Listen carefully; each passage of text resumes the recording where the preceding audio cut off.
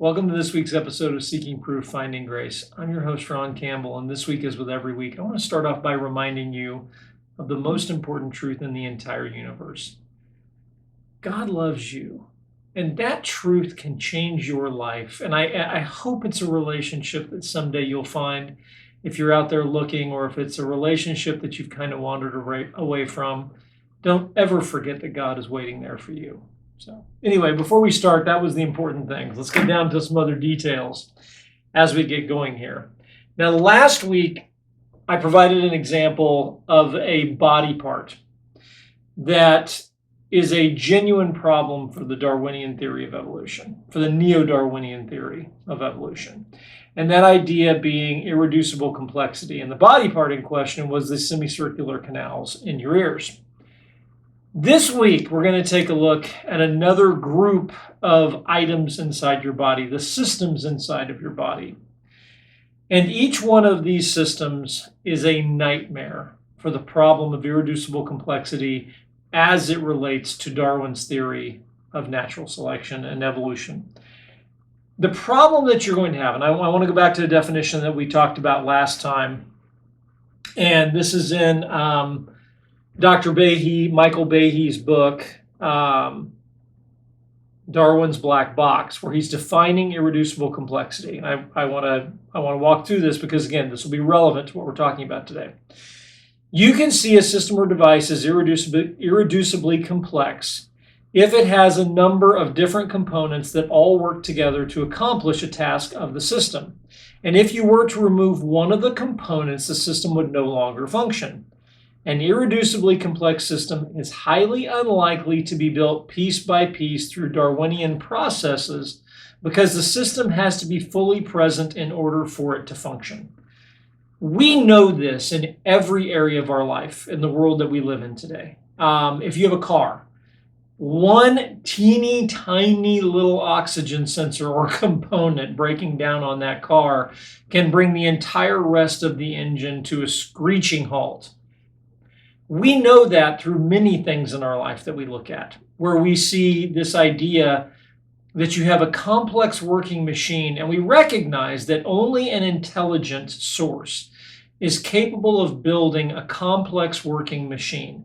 Now, the line and the question we're going to reach at some point is, where's that breaking point where natural selection on its own could explain things versus where something is just so incredibly complex that you can't trace it back? Remember, Darwin's theory and the explanatory value of natural selection is being able to say, look, you can see how we breed different types of dogs or different types of cows or whatever they might be, and you can trace those all the way back. And we can see that in our lives, and we understand, and we can see connections between different breeds of dogs or different types of cows or sheep or whatever animal you happen to be talking about.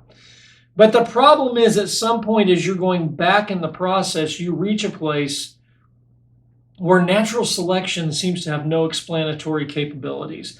And that's what we're going to find here, is that you have in this case tonight, we're going to look at the systems inside of our body and talk about those briefly. But as you look at those systems and the incredibly complex inner working of those systems, the problem that you're going to have is, without all of the various component parts of the system functioning, the system breaks down.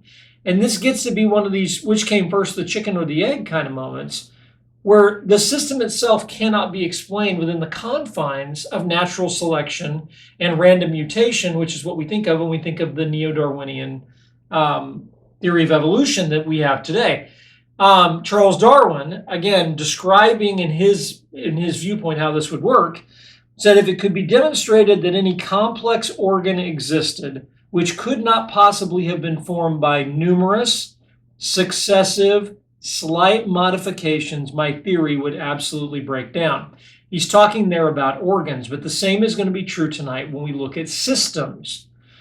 So when we look at these systems, can you explain how, again, if we think about this in terms of our life, we all would recognize there's no way a car, in the engine inside your automobile, could just come together in numerous successive slight modifications. It comes together because it's put together by an intelligent mind. And that's what we're going to run into here is this inability of Darwin's theory to be able to explain these things. And let's talk about, there's about 11 or 12 systems inside of your body. And let's kind of talk about what those systems are and what they mean. And what they mean in terms of our theory. So number one, the digestive system. Number two, the cardiovascular system, the respiratory system, the skeletal system, the urinary system, the muscular system, the nervous system, the endocrine system, the reproductive system, on and on and on as you go through these. And that's part of the list. That's not the complete list. But as you go through these various systems that make up incredibly important parts of our body, the question that we have to ask ourselves is, can we, through numerous successive slight modifications, explain how those systems would have come into being? Richard Dawkins cautions us against trying to make this a God of the gaps kind of theory. Dawkins in his book, The God Delusion, said, searching for particular examples of irreducible complexity is a fundamentally unscientific way to proceed, a special case of arguing from present ignorance. Gaps shrink as science advances, and he's trying to make this into a God of the gaps situation. The problem is that's not what we're looking at all here. What we're looking at is the incredible complexity of the components that make up these various systems within our body, and trying to put together a scenario by which they could possibly come together on their own. Because we have one of two choices in all of this. When we look at a complex machine, we recognize that the only answer that has explanatory value with a complex machine is what? It's an intelligent mind.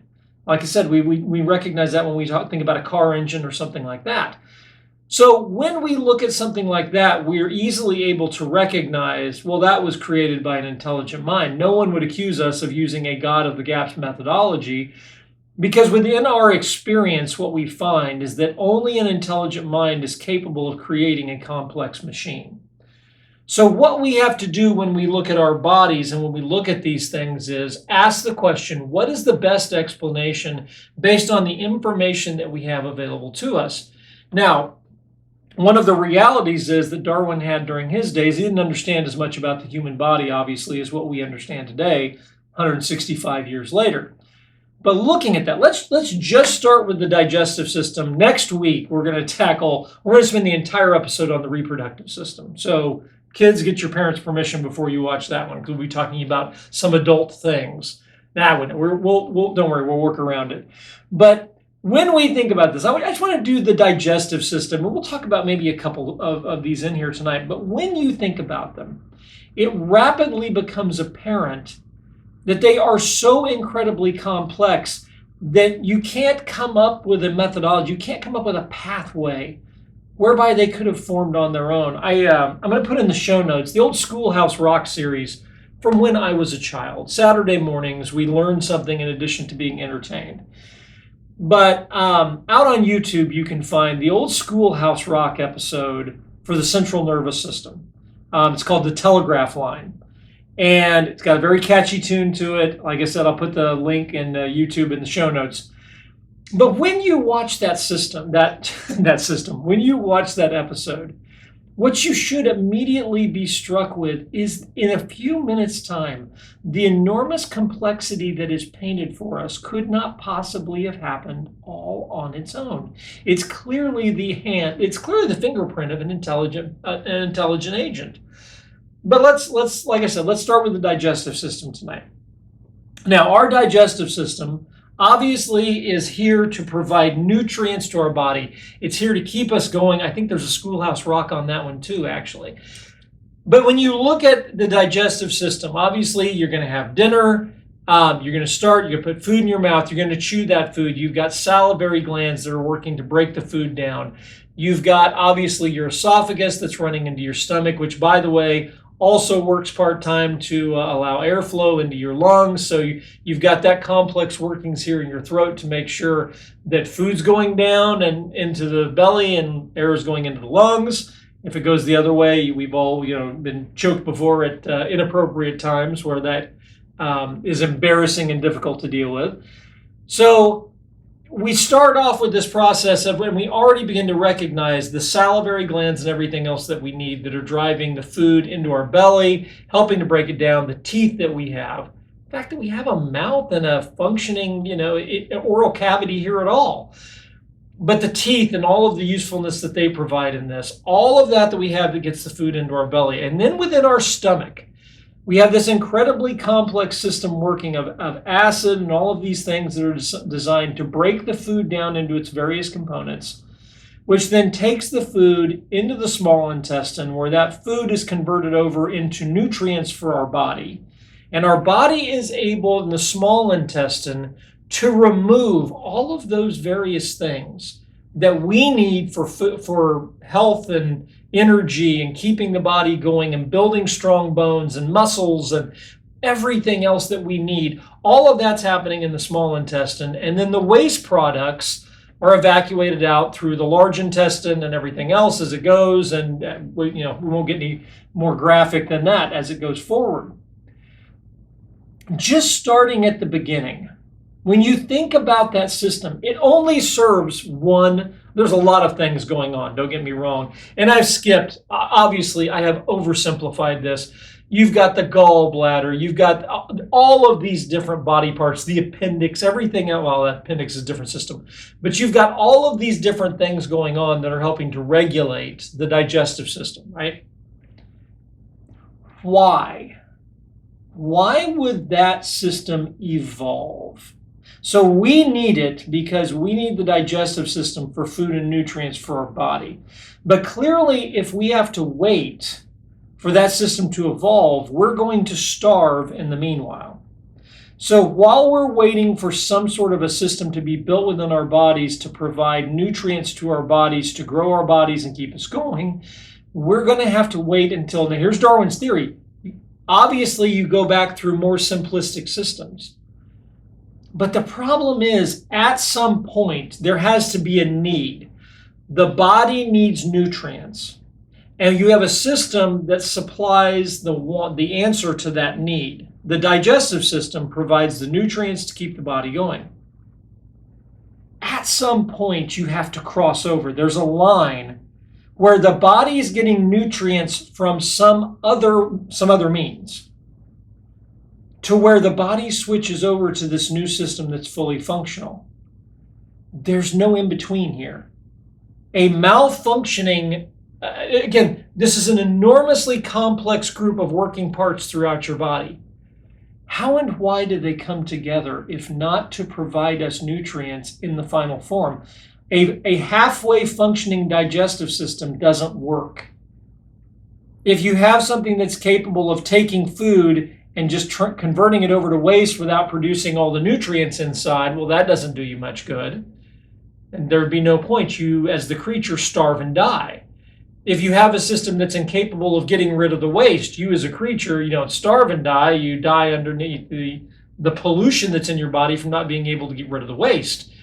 If you have no ability to be able to break down the food, to get it into your stomach, to be able to digest it in your stomach, to move it on, at every single point along the way, if it all doesn't work together, how does any single part of it work on its own? How do you get from a place where the creature can gather nutrients from the environment around it in a much more simple way? Why is that not good enough? Why does it need to become this incredibly complex working system that's inside of us? And if you said, well, what we've got's better, you would be right. But through natural selection, random mutation and natural selection and evolution, how do you do that? There's no avenue. There simply isn't an avenue because you have all of these complex working parts. If you take out the mouth, if you take out I guess maybe you could get by without the teeth by gumming it.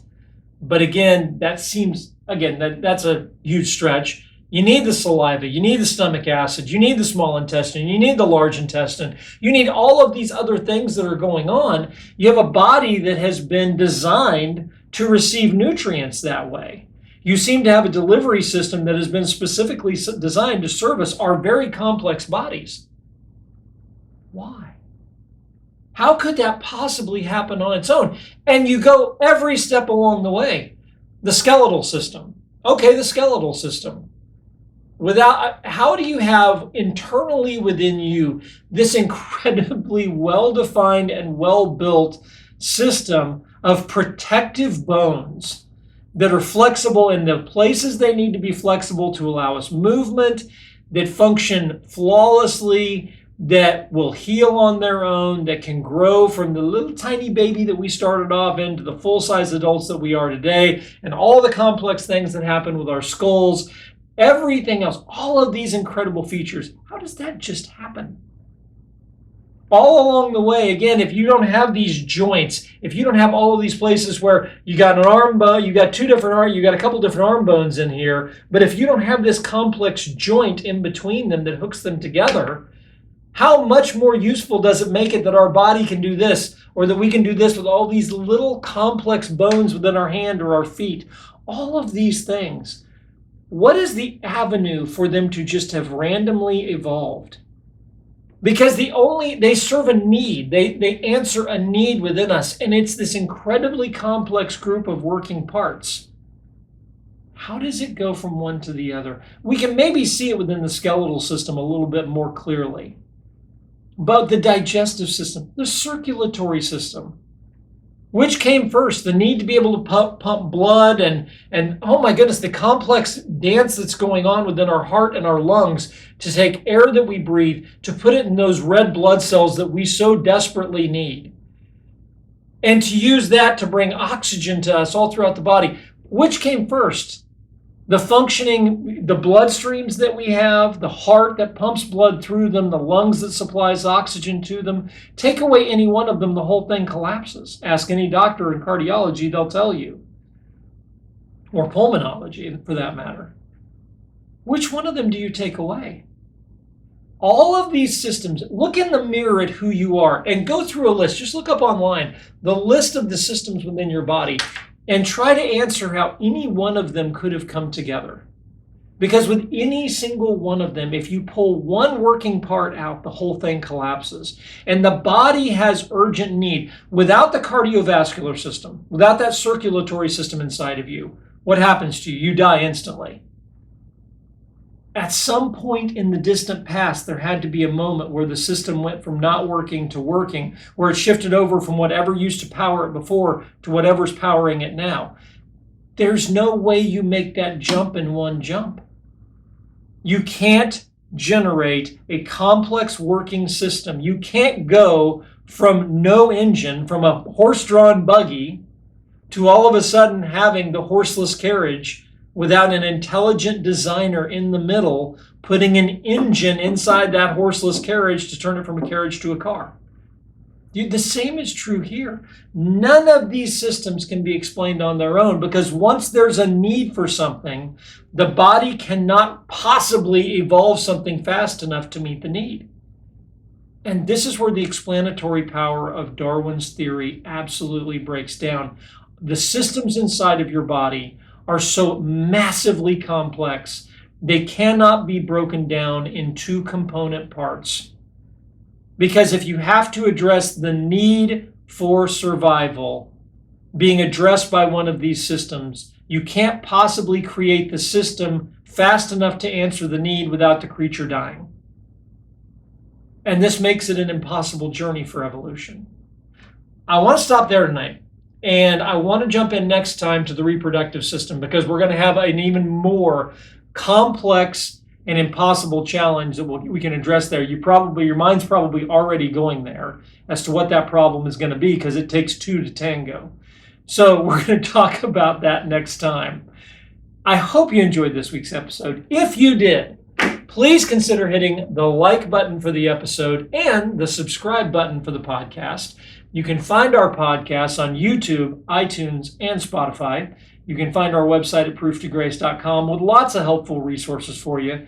And you can reach out to us via email if you'd like at proof2grace@yahoo.com. Thank you for joining me this week. And we're going to continue looking at the impossible problems that irreducible complexity causes for evolution on next week's episode. Thanks again for joining us, and I hope to see you next week. Bye-bye.